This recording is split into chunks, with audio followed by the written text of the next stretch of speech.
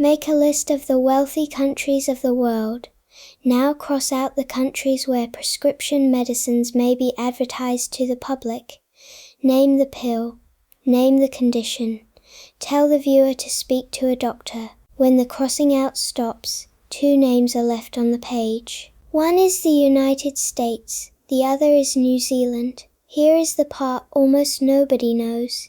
New Zealand never actually decided to be on that list. The permission is not a policy. It is the shape of an empty space in the law. That distinction matters because it explains why the argument never ends. Start with how the practice arrived. Advertising of prescription medicines to the public grew here through the 1990s. No new law was passed to allow it.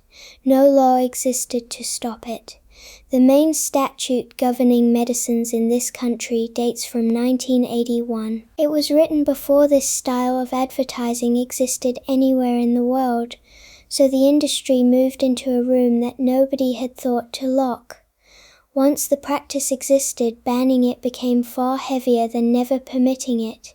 That is a general rule about regulation, and it is worth remembering. Stopping something is politically expensive. Never starting it is free. Look at how other countries handled the same pressure. Canada faced it and chose a middle path in 2001. Canadian rules allow what are called reminder advertisements. A company may name the medicine or name the condition it treats. A company may not do both in the same advertisement.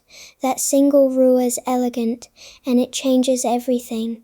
An advertisement that cannot connect a symptom to a brand cannot generate a request. Most other wealthy countries did not bother with a middle path.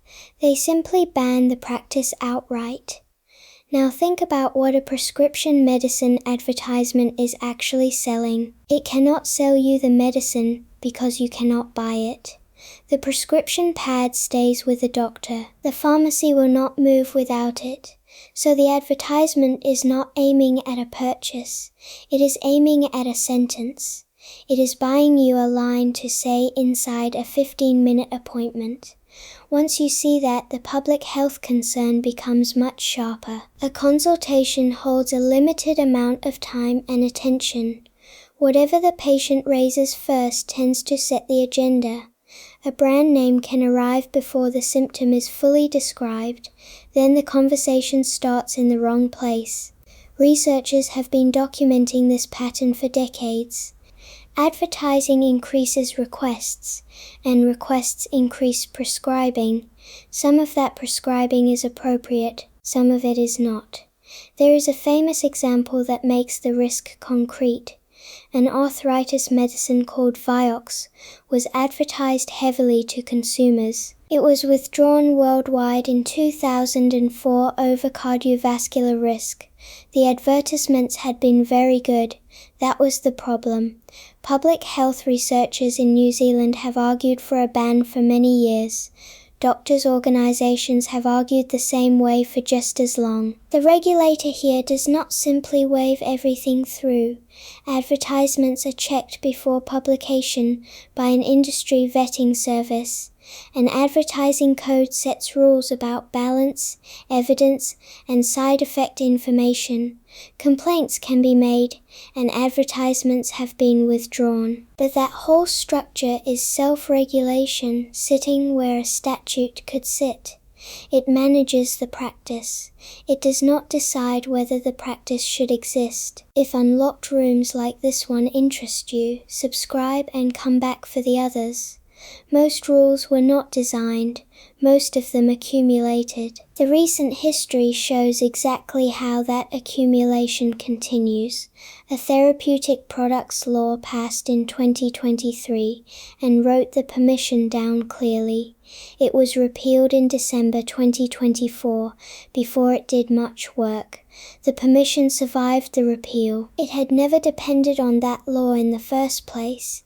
In October 2025, the government set out its position on replacement legislation.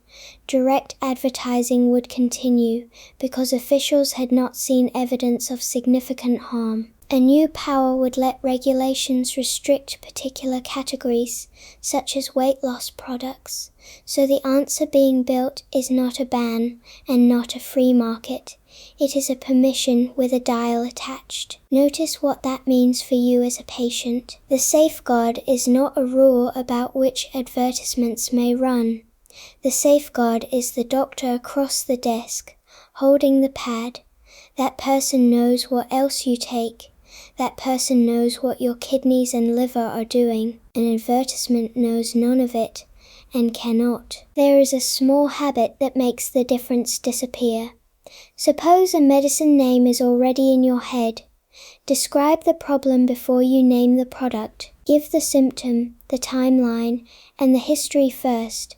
Let the name arrive last, as a question rather than a request. That order costs nothing. It protects the part of the system that looks after you. 2 countries left on a list of the wealthy world. That is not the result of a national conversation about medicine and money. It is the result of a room left unlocked in 1981. Nobody has closed it since. Some rules exist because a country chose them. Others exist because a country never got round to choosing anything at all.